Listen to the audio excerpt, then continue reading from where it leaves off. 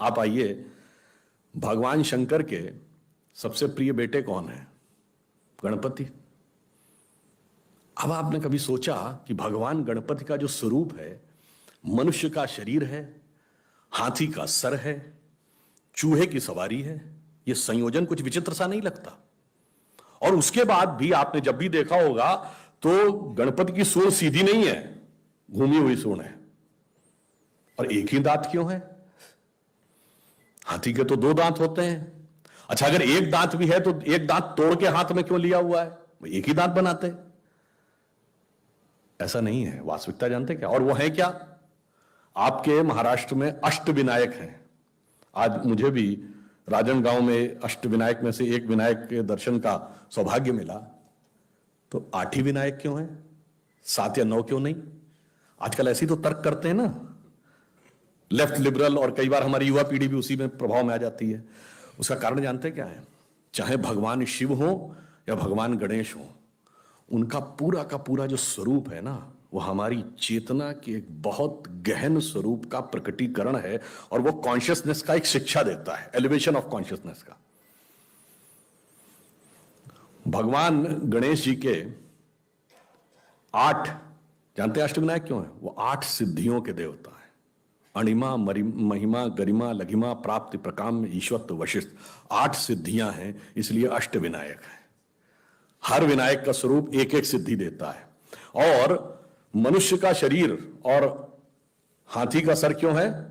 हाथी के सर में गजमुक्ता होती है। उनका पूरा स्वरूप कुंडलिनी जागरण की प्रक्रिया का अंग है, इसीलिए सूंड उस कुंडलिनी की प्रतीक है। ब्रह्मरंध्र यहां माना गया है, इसीलिए हाथी लिया गया, जिसके गजमुक्ता होती है। माना जाता है मस्तक में एक पिनियल ग्लैंड जैसी होती है। और वह सूंड कभी नीचे नहीं है, ऊपर उठी है, क्योंकि सामान्यतः मनुष्य की जो गति होती है वो अधोगामी होती है।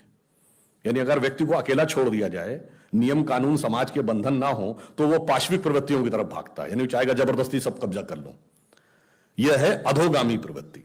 पर जब ऊपर की तरफ आते हैं तो वो ऊर्ध्वगामी हो जाती है, इसलिए सूंड उनकी नीचे की तरफ नहीं, कर्व है, यानी उस अवस्था का प्रतीक है जब आप डाउनवर्ड से अपवर्ड की तरफ जा रहे हैं। और चूहे की सवारी क्यों है? चूहा हमेशा जमीन के नीचे बिल बनाता है, यानी आपको अपनी चेतना के अंदर जाकर बैठना होगा, तब आपको यह शक्तियां क्रमशः प्राप्त होंगी। और जब आप मूलाधार, स्वाधिष्ठान, अनाहत और विशुद्ध चक्र यानी 4 चक्र पार करते हैं 7 में से, अब चौथे चक्र के बाद की यात्रा संसार और ईश्वर दोनों के एक साथ संबंध से नहीं चल सकती।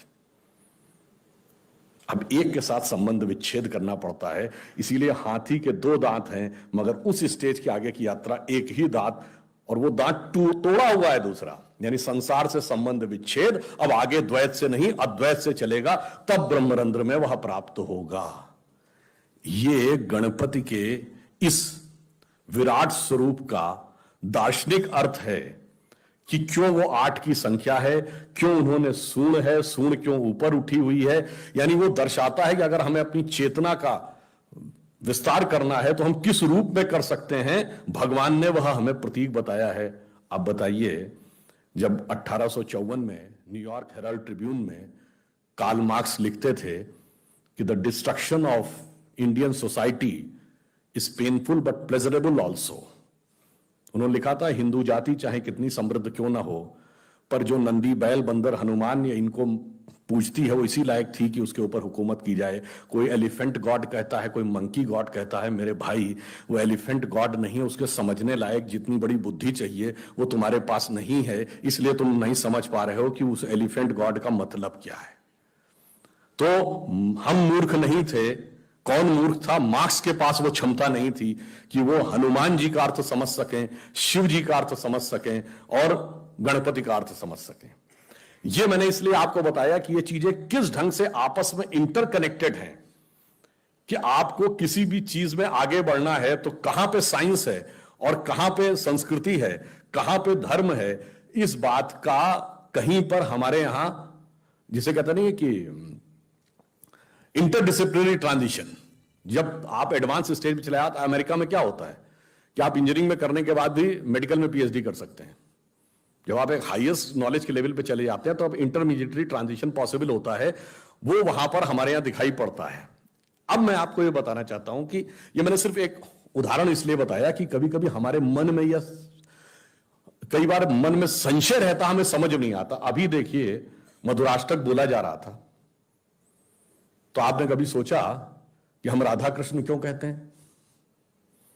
ये सारी चीजें एक ही चीज की प्रतीक बता रही हैं, जो मैंने आपको बताया, शून्य की खोज की। भगवान कृष्ण किसके प्रतीक हैं? कृष्ण का अर्थ क्या होता है? काला।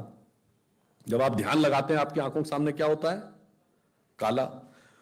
तो जब आप गहराई से उसमें उतरते हैं तब आप चेतना की किस अवस्था में पहुंचते हैं? आपकी जो प्रवृत्ति है वो डाउनवर्ड है। आप कभी ध्यान लगाइए तो आपकी प्रवृत्ति हमेशा किसी नेगेटिव चीज की ओर भागेगी या वर्ल्डली चीज की ओर भागेगी। जब आपके मन की धारा जो अधोगामी है, जब आप उसे नियंत्रण करके ऊर्ध्वगामी कर लेंगे, रिवर्स कर लेंगे, तो धारा का रिवर्स क्या है?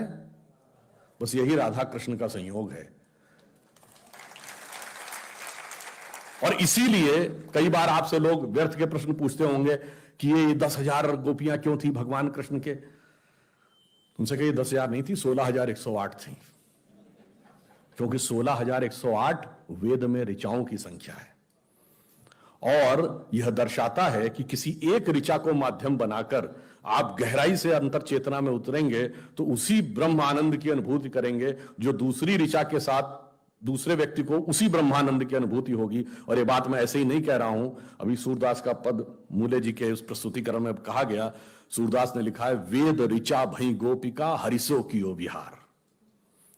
इसलिए वो सारी चीजें जो हमारी, मैंने सिर्फ इसे बताने का प्रयास किया कि हमारी संस्कृति की गहनता, व्यापकता और विराटता हमें समझ में आनी चाहिए, तब हमारे मन में यह कॉन्फिडेंस होगा। अब हम दूसरे विषय पे आते हैं। ये